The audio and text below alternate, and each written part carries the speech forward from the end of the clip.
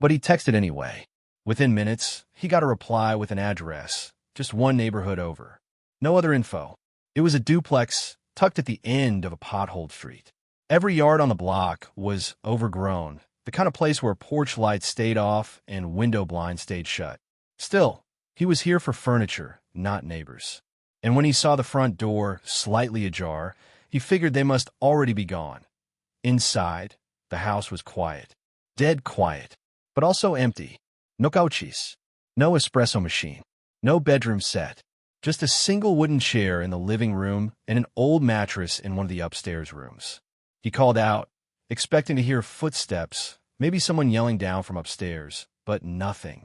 Just the hum of the refrigerator and the faint creak of the floor as he walked deeper in. He figured someone must have already come and taken everything. Or maybe it was a prank listing. Still, something didn't feel right. There were no signs of a move, no tape, no boxes, no loose items left behind. Just that one chair positioned in the middle of the room like someone had been sitting there watching the front door. That's when he noticed the windows. All of them were nailed shut. From inside, the nails weren't old either. Fresh wood dust still clung to the edges. He walked from room to room, testing them. Every single window had been sealed. A few were even painted over. Someone had gone to a lot of trouble to keep something or someone from getting out. He decided he was done. Furniture or not, this wasn't worth it. But when he turned back toward the front door, it was shut and locked.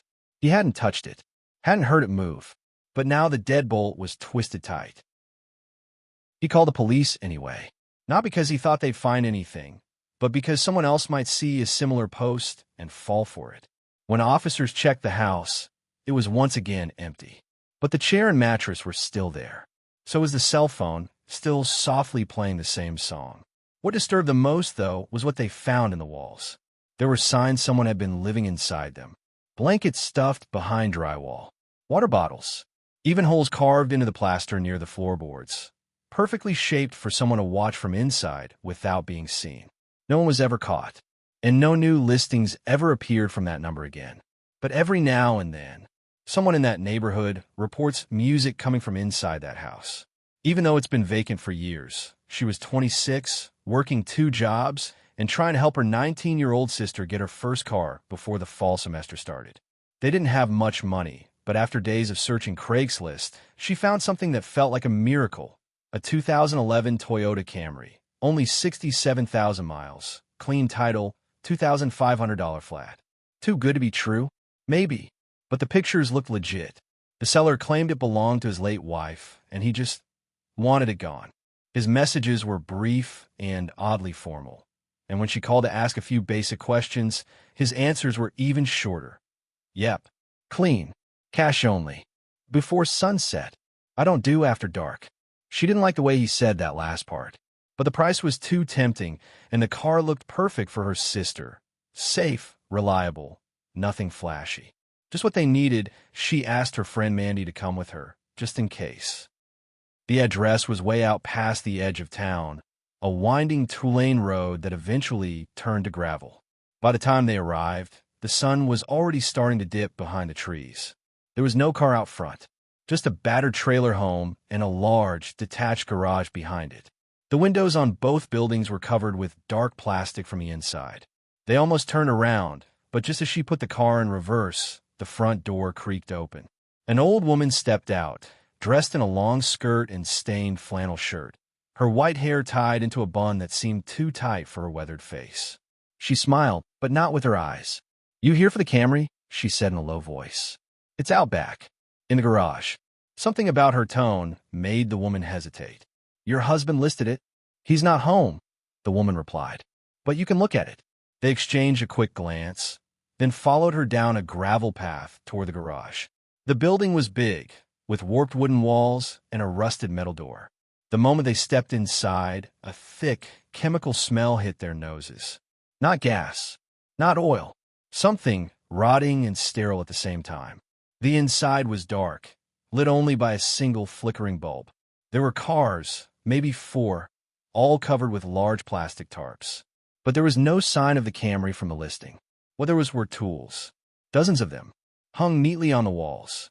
A table covered with animal pelts, metal clamps, scalpels.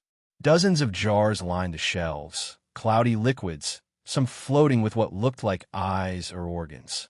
A few human-shaped. The old woman motioned toward one of the covered vehicles. "It's this one," she said. "You can lift the cover if you want."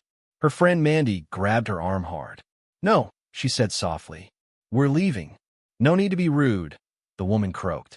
Mandy pulled out her phone and pretended to answer a call. "That was my brother," she lied. "He just got in a crash. We need to go now." She turned, and they both moved quickly toward the door. The old woman didn't follow. But as they stepped outside, they heard something shift behind them. The woman turned back one last time and froze. One of the tarps was moving, just slightly, and beneath the edge of it, she saw shoes. Feet. Someone crouching underneath. They ran. Back down the path, across the yard, into their car. She fumbled with the keys as Mandy screamed at her to go. Finally, the engine caught, and they peeled out, kicking up a cloud of gravel behind them. Just as they turned onto the main road, they saw it. A truck. Big. Faded red paint. Sitting by the trees. It had definitely not been there before. And as they passed it, the engine roared to life, headlights flaring behind them. He followed them, the entire way back to town. The truck didn't try to overtake them, didn't honk or flash lights. It just stayed behind, never falling more than 2 car lengths away. At one point, Mandy suggested pulling into a gas station, but the woman shook her head. "Don't stop. Not until we're surrounded by people." When they hit the first stoplight on the edge of town, the truck turned off into a side street and vanished. They reported everything to the sheriff's department that night. Officers went out the next morning, but said the trailer was gone. The garage was empty. No signs of recent activity. The old woman motioned toward one of the covered vehicles. "It's this one," she said. "You can lift the cover if you want." Her friend Mandy grabbed her arm hard. "No," she said softly. "We're leaving." "No need to be rude," the woman croaked. Mandy pulled out her phone and pretended to answer a call. "That was my brother," she lied. "He just got in a crash. We need to go now." She turned, and they both moved quickly toward the door. The old woman didn't follow. But as they stepped outside, they heard something shift behind them. The woman turned back one last time and froze. One of the tarps was moving, just slightly, and beneath the edge of it, she saw shoes. Feet. Someone crouching underneath. They ran. Back down the path, across the yard, into their car. She fumbled with the keys as Mandy screamed at her to go. Finally, the engine caught, and they peeled out, kicking up a cloud of gravel behind them. Just as they turned onto the main road, they saw it. A truck. Big. Faded red paint. Sitting by the trees. It had definitely not been there before. And as they passed it, the engine roared to life, headlights flaring behind them. He followed them, the entire way back to town. The truck didn't try to overtake them, didn't honk or flash lights. It just stayed behind, never falling more than 2 car lengths away. At one point, Mandy suggested pulling into a gas station, but the woman shook her head. "Don't stop. Not until we're surrounded by people." When they hit the first stoplight on the edge of town, the truck turned off into a side street and vanished. They reported everything to the sheriff's department that night. Officers went out the next morning, but said the trailer was gone. The garage was empty. No signs of recent activity. The Craigslist post was already deleted. It might have ended there, just a creepy story to warn friends with. But 2 weeks later, while scrolling through the local news, Mandy found something. A 2013 article. 2 college students went missing on that same rural road. Their last known communication? A text to their roommate, saying they were headed to look at a cheap Nissan listing. Their bodies were never found.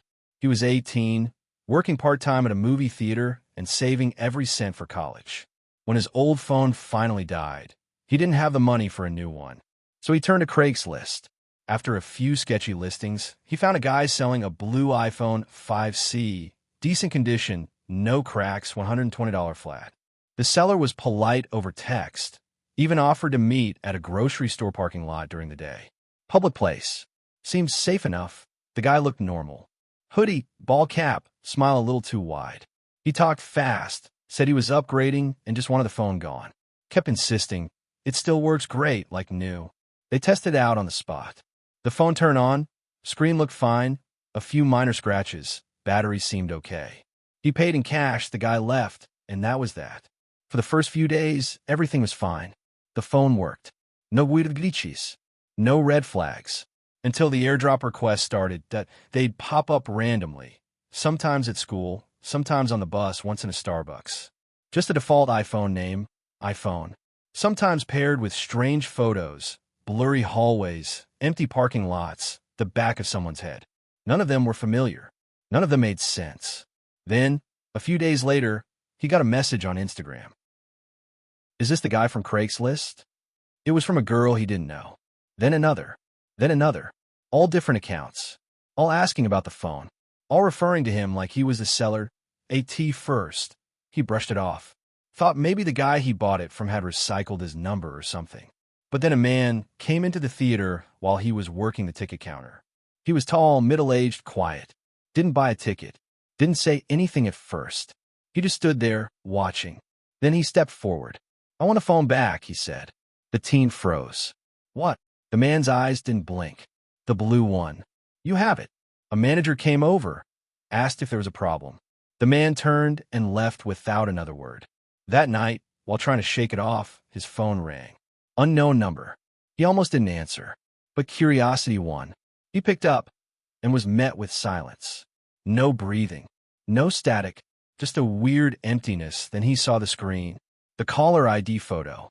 It wasn't blank. It was a photo of him taken from behind, standing in his driveway, wearing the hoodie he had on right now. He threw the phone across the room. After a few deep breaths, he powered it off and went to bed. But he couldn't sleep. Around 2 a.m., he heard something at the front door, a soft, dragging scratch. When he peeked outside, the porch was empty, but the door handle had deep gouges in it, like someone had jammed a key in and twisted hard. The next morning, he drove to school, but his GPS kept glitching. Every time he plugged in a destination, it rerouted him to parking lots. Abandoned ones. He stopped using it altogether. Finally, he brought the phone to his friend Jason, who was a self-proclaimed tech nerd. Jason ran a few scans, popped the phone open, and sat back slowly. Dude, this thing's jailbroken. What does that mean? It means the normal protections are gone. Someone installed spyware. Like deep. Whoever had this phone before you. They could still see everything. Like, what kind of everything? Jason looked uncomfortable. GPS, mic, camera, browser, anything. They might have even been watching through the camera the whole time. He didn't say goodbye. He just drove to the nearest river and threw the phone in. Then he went to the police. They took his statement, nodded, scribbled things down, but it was clear they weren't going to do much. Should have bought through a verified platform, the officer said. We get a lot of these cases. He replaced the phone with a cheap flip one, just talking text. Things went quiet after that, for about a week. Then it showed up, a new Craigslist listing. Title, iPhone 5C, $200. Gently used. Free location access. He clicked on it, already feeling sick. The post had 3 photos. The phone he bought, unmistakable. A selfie of him, smiling with friends at school. A close-up of his house number. And under the seller info, his full name, his real phone number, and his home address. The post was deleted an hour later, but not by him. Craigslist isn't evil. It's just a website, a digital marketplace where people trade couches, phones, used cars, even the occasional weird lamp or haunted mirror. But the site itself isn't the problem. It's the people who use it.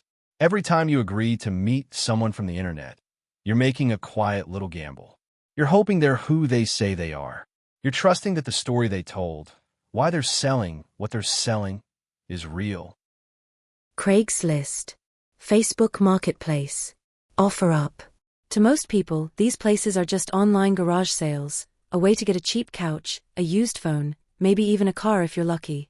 But every now and then, the deal comes with something extra. See, when you meet someone from the internet, you're stepping into the unknown. They might seem normal in texts. Friendly, even. But behind that screen, could be anyone. A scammer. A thief. Or something much, much worse. Because these aren't ghost stories. No haunted houses. No demons lurking in the dark. Just real people. doing unspeakable things. The stories you're about to hear are all true, pulled from real encounters with strangers online. Each one started with a deal that sounded too good to pass up. And each one ended with someone realizing, far too late, that they were never in control. So the next time you're scrolling through listings thinking, hey, that's a steal, just remember, sometimes the price you pay isn't in dollars. Let's begin. He was 22 and broke, living in a barely furnished studio apartment and sleeping on an old air mattress that needed to be reinflated every night. After weeks of scrolling Craigslist, he became obsessed with the free stuff section, a digital graveyard of half-used microwaves, broken bookshelves, and sun-bleached patio chairs. But one night, something new popped up. Moving abroad, everything must go. Free today only. First come, first serve. Text for address. Attached were photos that looked like something out of a showroom, matching bedroom sets, clean couches, a near-new kitchen table, even an espresso machine. It didn't look real, not by Craigslist standards. But the only thing exchanged will be cash and a second-hand item. But sometimes that's not the trade. These stories remind us, some people aren't selling anything. They're just laying out bait. A too-cheap phone, a low-mileage car, a house full of free furniture, if you're willing to come inside. And once you're there, once the deal is in motion, it's already too late to ask questions. The door's locked. The GPS is hijacked. The phone is listening. Because the scariest part isn't that these things can happen. It's that they already have. So next time you scroll past a listing that feels too good to be true, pause. Look closer. Ask yourself, who's really getting the deal here? Because someone might already have exactly what they wanted. And that someone might not be you.